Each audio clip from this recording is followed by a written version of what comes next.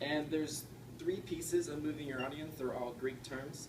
And as you can see, when using all three in a paper or a presentation, it's a bit like juggling. The first one is called Ethos, and it represents credibility. To be credible, you must be knowledgeable. Your argument must be coming from facts. You must have done your homework. Being fair is also really important because any argument has two sides, otherwise it's not an argument. Building a bridge to your audience is also really, really important because your assumptions and values must be their assumptions and values. And it's really, really important to be professional.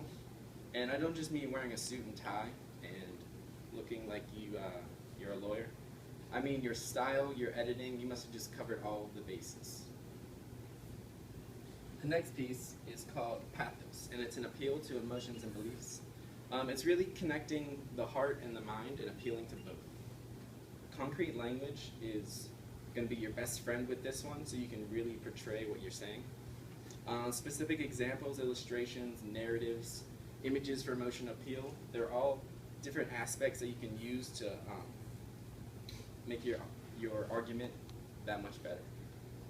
Connotations is really important with this one. Not just your words, but your metaphors, your analogies, they must all agree and be appropriate and tuned for your argument. The third piece is called Kairos. Is the timeliness and fitness of your argument.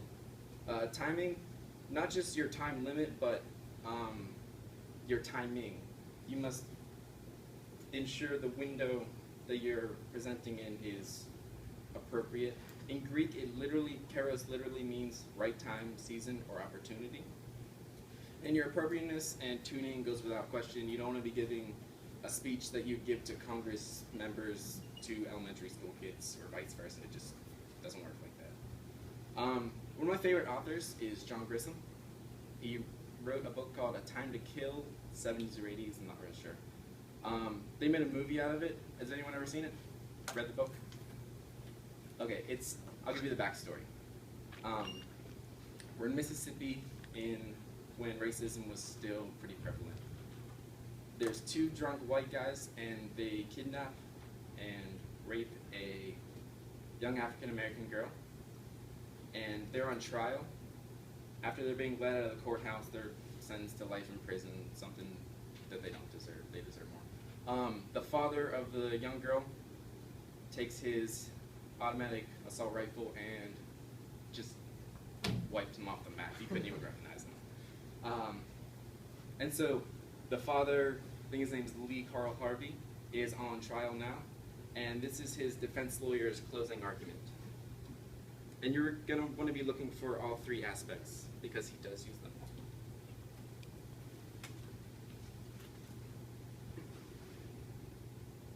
I'm here to apologize.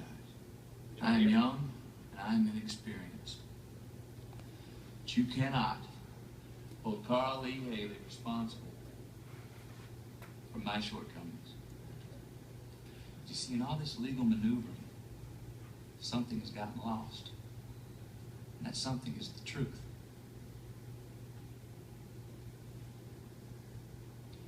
Now, it is incumbent upon us lawyers not to just talk about the truth, but to actually seek it, to find it, to live it.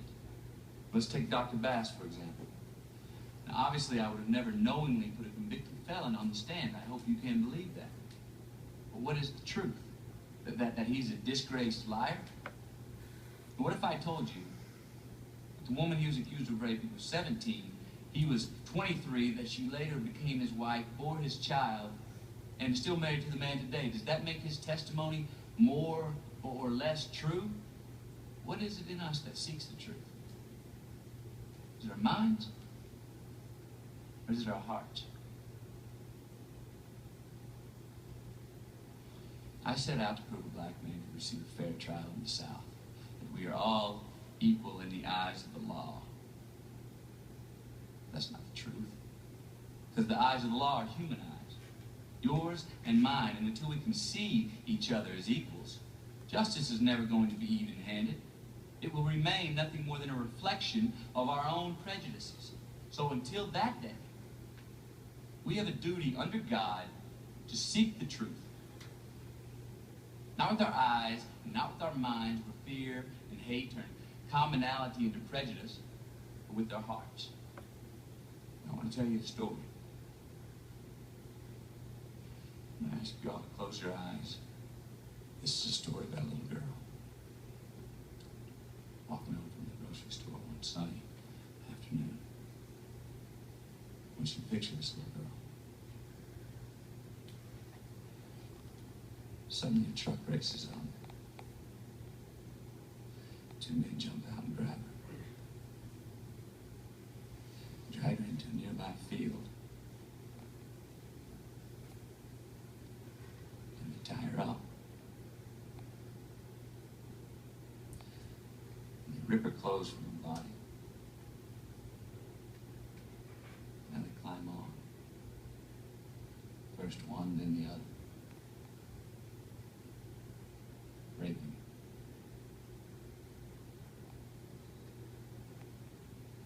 Shattering everything innocent and pure. Vicious thrust. A fog of drunken breath and sweat.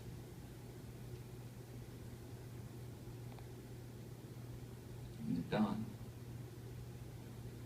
after they killed her tiny womb, murdered any chance for her to bear children, have life beyond their own. Decided to use it for target practice. Started throwing full beer cans at her. Throwing so hard, it tears the flesh all the way to her bones. And they urinate on her.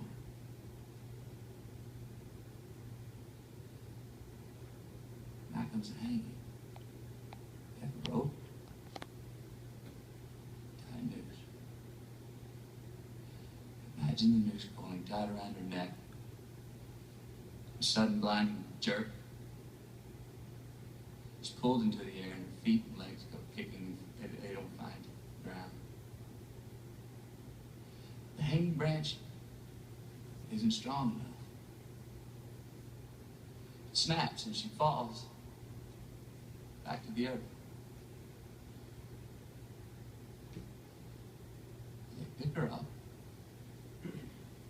throw in the back of the truck, drive out to Foggy Creek Bridge, hitch her over the edge.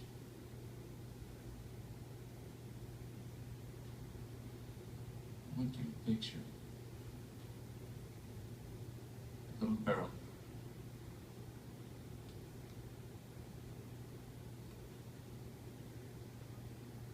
Now imagine she's white. So that's his closing argument. Can anyone tell me how he established his credibility? Anyone? In the back.